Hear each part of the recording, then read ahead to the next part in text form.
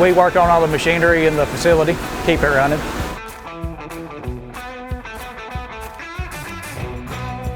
My name's Norman Dale. I'm a maintenance mechanic too at Corstech.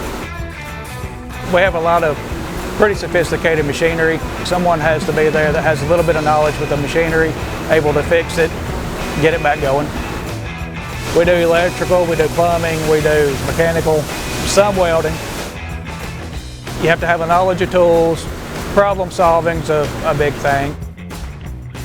I actually went through electrical school, and I actually got in as a maintenance associate and kind of worked my way up and have become a mechanic too. My favorite machine is probably a CNC lathe.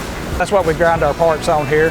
That's the one that I've kind of cut my teeth on when I started, and I know those pretty much inside and out. Craziest thing I've ever had to fix. Garbage disposals are probably, it's really weird, yes, and we've spent quite a bit of time in the front offices cleaning out garbage disposals.